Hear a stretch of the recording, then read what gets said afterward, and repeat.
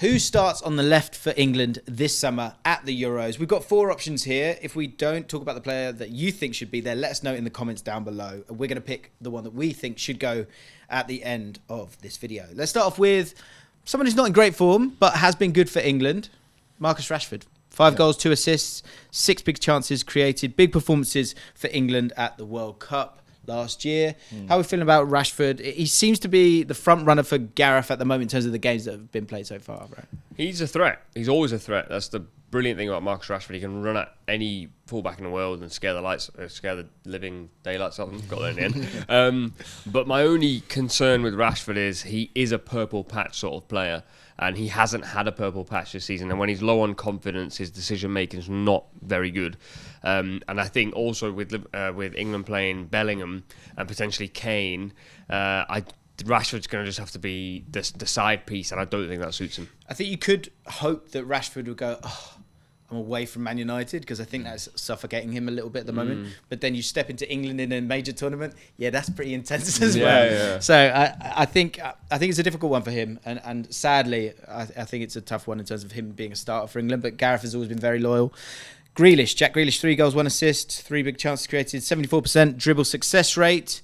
He draws fouls really well, of course, in sort of slow matches that you often see in international football. How do you feel about Jack Grealish? It's been a frustrating year for him. It has. The injuries have not helped. The recent injury hasn't helped. Never a player that's given you numbers, Jack Grealish, and that's just never been his game. But in terms of if England want to go, gives you fouls though. He that's does. A good number. That's a good number. That is a good number, and like I say, it's a slower pace. And if England do want to dominate the ball completely, which I don't necessarily think that Gareth Southgate does want to do when it gets to international tournaments, I think Jack Grealish is the best option because he just gives you that ball retention that the other players don't give you. He doesn't ever really look to run in behind, but neither does Rashford anymore, and that's an issue that you're going to have because Saka doesn't really. Because Saka's a great one-on-one winger, but he doesn't necessarily always look to make the run in behind them. Arsenal is the man who does that, and so you can't have 2 wingers who are looking to come inside and receive the ball to feet and then try and beat a man or retain possession. Because I feel like you need somebody to go in behind.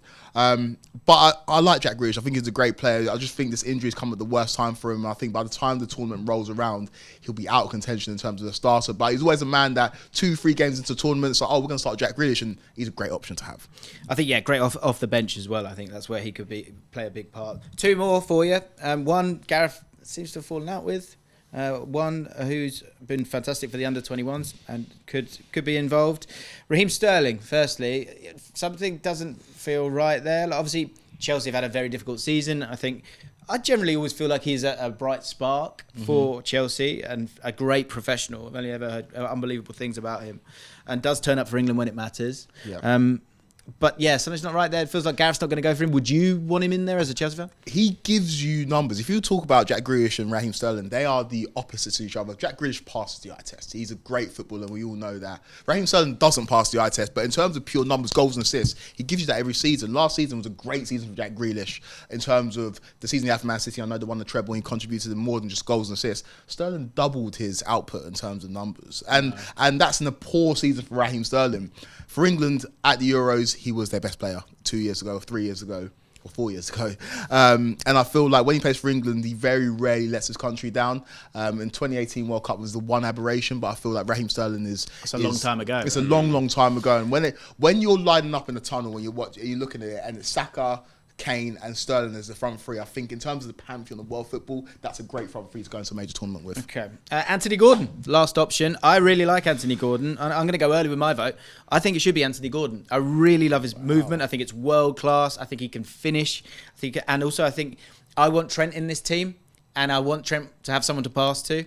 And I think Anthony Gordon can both come short, run down the line with the ball, dribble with it, but he's happy to make that run in behind with Kane. I think it could be pretty devastating. 8 goals, 5 assists, 10 big chances created.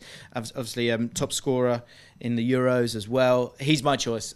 I would have him on the left-hand side for England. Who would you go for the bet? I would probably go Sterling. I think Sterling always turns up for England, and I always think in international tournaments you just need solutions. You need guys who can score goals at random moments and are reliable. So Sterling for me. Yeah, I agree. Sterling for me. So, right, what do you guys think? Let us know.